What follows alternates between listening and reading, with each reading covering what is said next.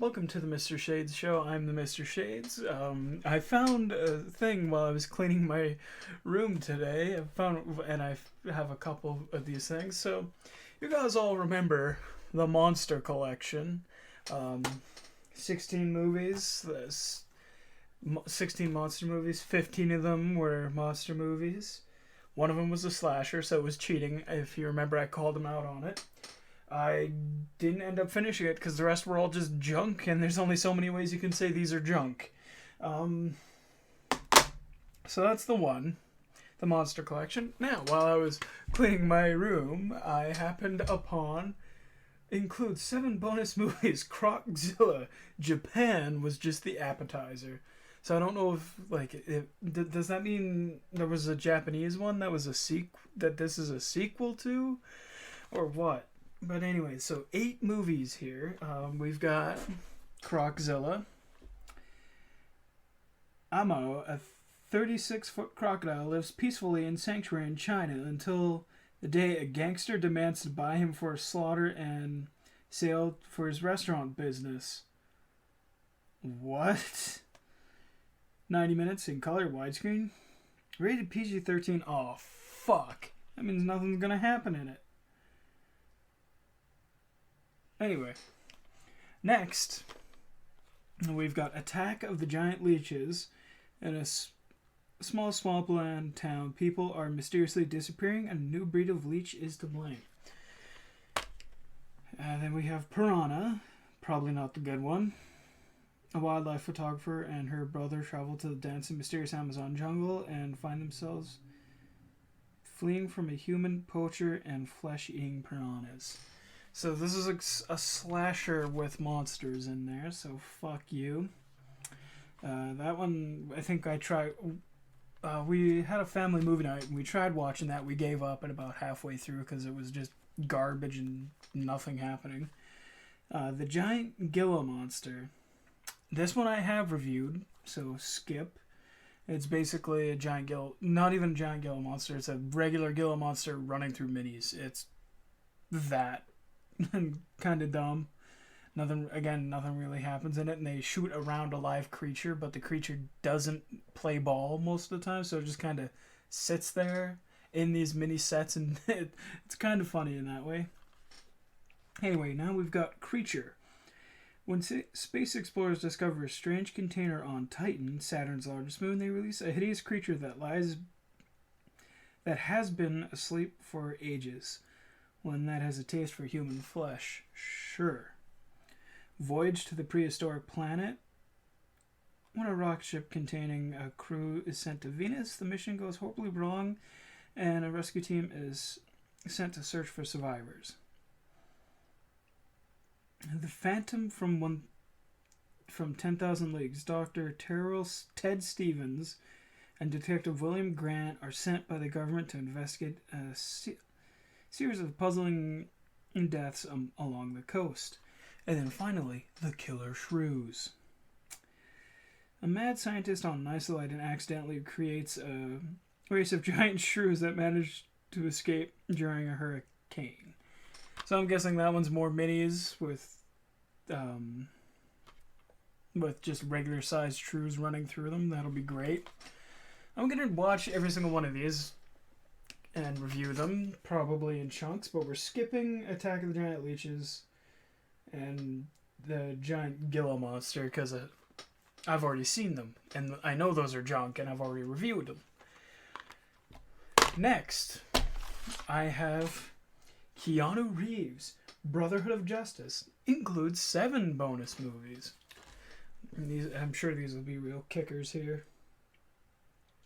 Law and Order have completely broken down at Santa Lucia High School at an assembly meant to inspire students. Derek, Keanu Reeves, and his friends get a brilliant idea. What this violent, drug-ridden community needs is a group of vigilantes, a Brotherhood of Justice, co-starring Kiefer Sutherland. One thing I want to point out about this case is, look at Keanu there, right? Nice and focused. Now, they Photoshop his ass on the back. It's the same face, and it looks fucking terrible. The other movies we have on here The Wild Ride. Johnny Varon, Jack Nicholson, oh Jesus, is the fast-living leader of a California gang when his buddy turns his back on their rowdy lifestyle for his girlfriend. Varon becomes dangerously bitter.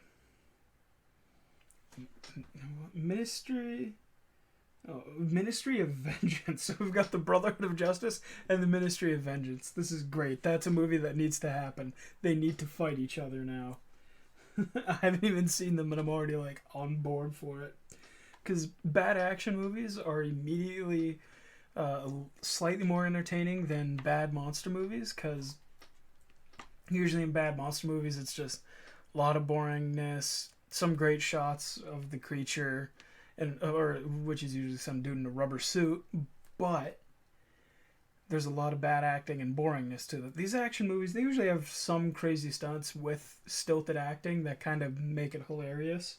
And not to mention bad dialogue, particularly bad one-liners. That's what I look for in my bad action movies.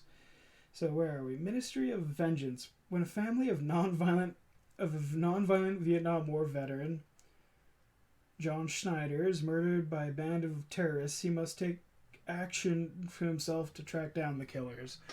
Classic story there. Forever Mine. A Cabana Boy, Joseph Fiennes, really? And a powerful politician, Ray Liotta. Oh, these are great. These are going to be hilarious.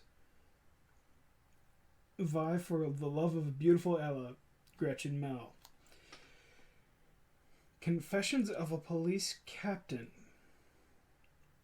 A DA and a cop clash over methods to conduct their fight against a mafia boss's corruption and power, starring a bunch of nobodies. Let's see, who is this? Franco Nero, yeah, just a bunch of Italians. That can't be good. What do we got here? A Dangerous Place.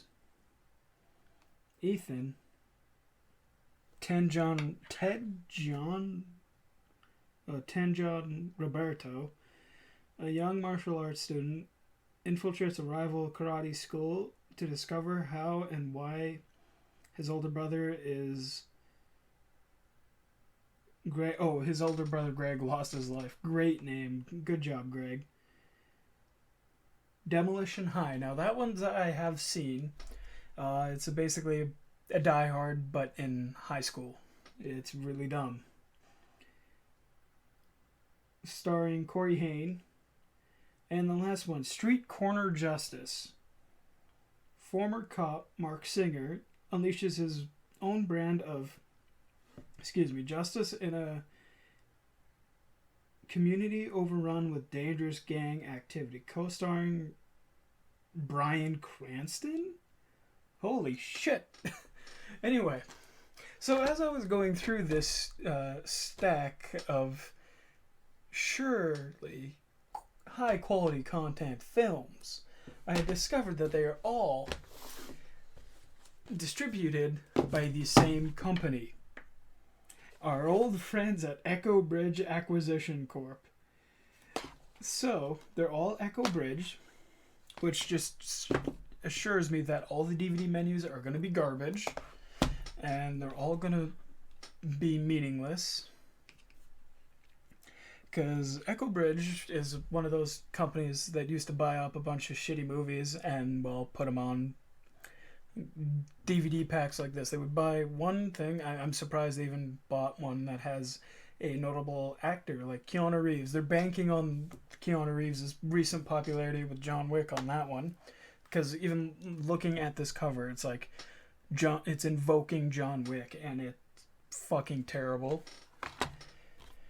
Or you just get a bunch of these B movies on movies like this where it's like Croczilla and a bunch more. So it's like these ones you can kind of see, and there's a few repeats here, so obviously they were running out of materials here. I don't know which ones came first. It's hard to tell. 2017. I think these all came out in the same year. No, Monster Collection came first in 2016 with all those things. So they fucked up hard and brought back a couple movies because they had rights to them, and they were like, we don't have any more movies to put on this, so let's do it there. Anyway, I have about 10 movies to get through, and I'm going to review a bunch of them and then see who wins the best of each collection. And now that I have 3 collections here, once I determine the best of the action one and this Croczilla one, and we go back to this monster one, and we'll watch my personal favorite of that one, which was King of the Zombies. I thought that one was actually really good, funny anyway, because it's kind of a comedy film. And we'll see which ones are the best, or I will have someone watch them with me to get their opinions on it. Probably Zach, because he watched some of the other films I've watched. Anyway, that's going to do it. That's my plan for the next couple bits, alongside my regular videos. I've got a bunch of videos coming up. So, thanks everybody for watching, and we'll see you next time.